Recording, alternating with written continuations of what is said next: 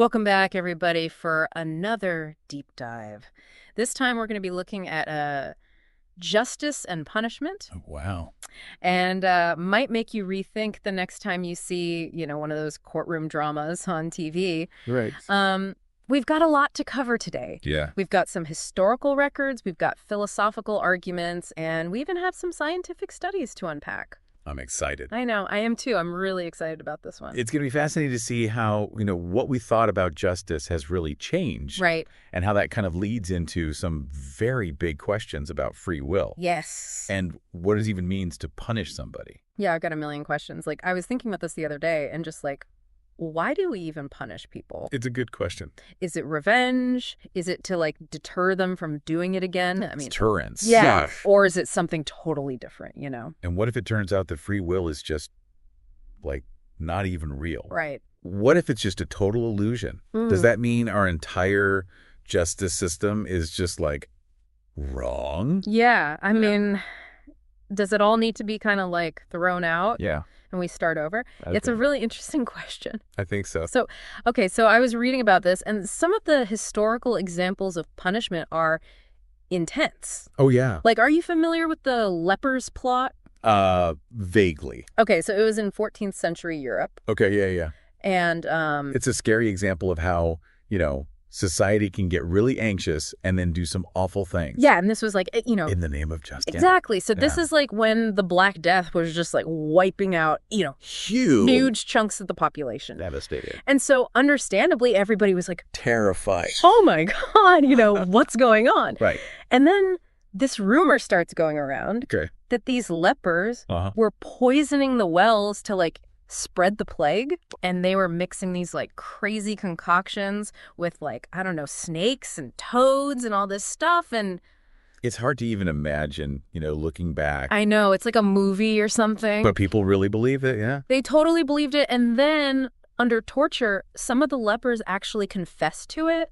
Oh, no. But then they said, it was actually the Jewish community that was behind the whole thing. Oh, so they just shifted the blame. Right. It was just passing the buck. Oh. And of course, none of it was actually true. Classic scapegoating. Yeah. Yeah, when people get afraid, they just look for somebody to blame. Right. They just need to punish somebody. And it's sad because that's something that still happens today.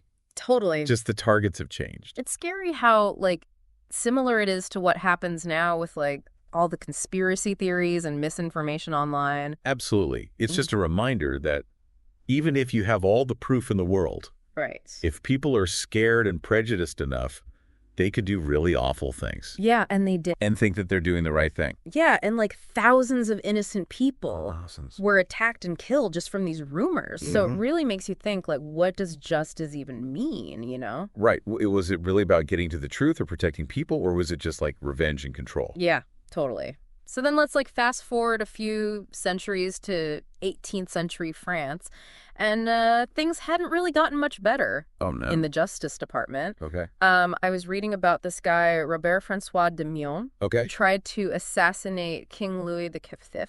Oh, wow. And his punishment was brutal. I bet. It made it a big public spectacle, To scare people, right. Totally. Like a deterrent. Yeah, so that nobody would ever try to challenge the king. Wow. Yeah, so it was this whole big production. Okay. And they poured molten lead and boiling oil on him. Oh, my God. And then they literally ripped him apart. Oh, that's awful. It was awful. And people, paid money to get a good view of the whole thing. That's wild. It's so different from how we think about punishment today. Yeah. Back then, it was all about, sending a message and being powerful. And maybe even entertaining people. Oh, for sure. It was this twisted form of entertainment, Right. But it's what did they get out of watching something so horrible? Yeah. Did they think justice was being served? Or were they just fascinated by the violence and the suffering? Yeah, maybe. Easy. It seems like it just proves that humans have this deep nist for revenge. Right. To see people who break the rules suffer, Yeah. And that's still with us today. Right. Even if the ways we punish people have changed. And it's interesting how they changed. Yeah. Let's jump ahead again to 19th century America. Okay. I read this story about the last public hanging in the U.S. In the U.S., wow. Yeah, it was in Owensboro, Kentucky in 1836. Wow. Okay. This guy, Rainey Bethia, right. He was convicted of raping and murdering a white woman. And the thing that made this hanging stand out was that the sheriff in charge of the execution was a woman. A woman? Yeah, Florence Shoemaker Thompson. Oh, wow. I didn't know that. And it was a total media frenzy. Yeah, I bet. Reporters from everywhere came to this little town. So this small town was just suddenly in the spotlight. Oh, yeah, it was a huge national story. Yeah, because everybody was fascinated by the fact that a woman... And a mother. Right. Was going to oversee this execution. Yeah. Of a man convicted of a crime like that. Yeah, and it really sparked all these debates about gender roles and justice and, was capital punishment even moral? Wow. It's wild how even in a really barbaric event like a public hanging, right, you can see these subtle shifts happening. Right, about how society viewed women and authority. Yeah, totally. And the government. Yeah. Yeah. So it was kind of like the end of an era. Yeah, the beginning of the end for public executions. Right, people were starting to question them. Yeah, if they were more. And even if they were effective. Yeah, if they even worked. Right. Yeah. But even as the methods were changing, it's the same question kept coming up. What's the point? Yeah, what is punishment for? Yeah. And does it actually work? Exactly. And then that leads us to an even bigger question. Oh. What if we don't even have free will? Right. Now things are getting interesting. What if all of this is just, not even real? Yeah, if everything's predetermined. Right, and we're not responsible for our choices. For choices aren't even our choices. Yeah, then what is the point of punishment? What do we do with the people who, are a danger to others? Philosophers have been arguing about that for centuries. Yeah, I bet. Yeah, it's a big question. But there is one interesting solution. It's called the quarantine model. Quarantine model? Yeah, a philosopher named Dirk Perboom came up with it. So, how does that even work? So think about how we deal with, contagious diseases. If someone has a really contagious illness that's also dangerous, what do? We quarantine them. Right, to protect everyone else. Yeah, and it's not about punishing them. Right. It's about, protecting public health. Okay, so are you saying instead of prisons, we'd have containment facilities or something? Kind of, yeah, but the focus would be on prevention and rehabilitation. Not just punishment. Exactly. Okay. It's all about, reducing harm and helping people to be productive members of society. So someone who commits a violent crime would have way stricter limitations than someone who, shoplifts. Right. Okay. Exactly. Okay. It's about a public health approach to crime. You know what I mean? I can already hear people saying, wait a minute, isn't that letting people off the hook? Right. If they did something wrong, shouldn't they have to pay the price? Well, that's where our desire for revenge comes in, right? Yeah. But if we don't even have free will, then that whole idea of paying the price is kind of messed up. Yeah, okay, I get that. But what about the victims? Right. Don't they deserve justice? Of course. And this model doesn't ignore victims. Okay. It emphasizes restorative justice, which is about fixing the harm that was done. Okay. And it tries to get victims and offenders talking to each other. So it's not just about locking people up and that's it? No, not at all. Okay. It's about, getting to the root of the problem. Okay. And supporting both the victims and the people who committed the crimes. So everyone wins? Well, the goal is to create a society that's safer and more just for everyone. So let's say, hypothetically, someone is, deemed high risk for violence. Okay. Would they just be locked up forever? Not necessarily. The key here is the principle of least infringement. Okay. So any limits on someone's freedom should be the absolute minimum to keep everyone else safe. So we're not trying to, predict the future. Right. And punish them for crimes they haven't committed yet. Exactly. It's more about looking at what increases their risk. Yeah, and then stepping in early to support them. With therapy or job training. Exactly. Things like that, the things that can help them. Okay. I mean, it sounds good, but there's got to be some ethical problems with a system like that. Oh, absolutely. How do you decide who's high risk without being biased, That's a huge issue. Right. We have to protect against discrimination. Right. So any assessment would have to be based on facts. Right. And it would have to be looked at again and again to make sure it's fair. And what about the people who are actually, constrained, Even if it's for the greater good, they're still losing some of their freedom. So how do we make it up to them? That's a really good point. And there's actually a term for that. Really? Yeah, it's called furnishment. Furnishment? What is that? So a philosopher named Saul Smolansky came up with it. Yeah. And it basically means, giving people something to make up for the fact that we're limiting their freedom. So like giving them free movie tickets or something. Maybe not movie tickets, but you get the idea. Oh, yeah. It's about recognizing that they're sacrificing something for the good of society. Okay, but wouldn't that make people want to commit crimes? Oh, that's a common worry. Yeah. Like, hey, if I rob a bank, I'll get a free vacation. Right. Exactly. But studies show that even when you give people pretty nice conditions, they still want their freedom.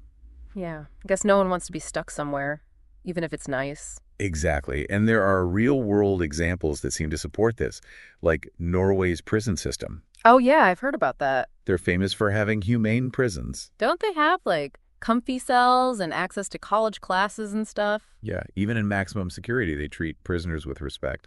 And I think Norway has a way lower recidivism rate than the U.S., right? They do. So maybe this punishment thing actually works. It seems like focusing on rehabilitation and helping people get back into society rather than just punishing them actually gets better results. Interesting. Oh. I mean, this whole quarantine model is a lot to process, It's a really different way of thinking about justice. It is. But even if we could figure out all the logistics and the ethics, I wonder if we could even get past, like, the psychology of it all. What do you mean? Well, we've talked about how much we crave revenge, right? Yeah. And it feels good to see someone get punished, especially if they did something really bad. There's a reason for that, Oh, really? There's actually evidence that punishing people lights up the reward centers in our brains. So we're literally hardwired to enjoy it. Pretty much, yeah. That makes sense. I remember reading about this study where they showed kids and chimps videos of someone being either mean or nice. Okay. And then they showed them a video of that person being punished. Interesting. And both the kids and the chimps were way more interested in watching the mean person get punished. Like they wanted to see justice served. Yeah, exactly. It's fascinating. So it's like this ancient primal thing to want to punish people. It probably helped us evolve, by making sure people followed the rules and cooperated with each other. Right. It kept society functioning. So we have this urge to punish that's like built into us, and it feels good. It does. So how do we ever get past that and embrace something like the quarantine model? It's definitely a challenge. It seems impossible. It's not impossible. Humans are capable of changing and evolving. We've done it before. It's like, how do we bridge that gap? It's one thing to understand it, but it's another to actually, feel it. Yeah, to really let go of that need for revenge. Yeah, exactly. Well, remember those historical examples we talked about? Public executions and all that. Yeah, like torture as entertainment. Yeah, it's hard to even imagine. I know, but that was considered totally normal for centuries. Right. And eventually things changed. Yeah. Those practices became unacceptable, and people found other ways to deal with that desire for revenge. But we can change. We're not just stuck with these instincts forever. Exactly. We've always been evolving. The way we view punishment is not set in stone.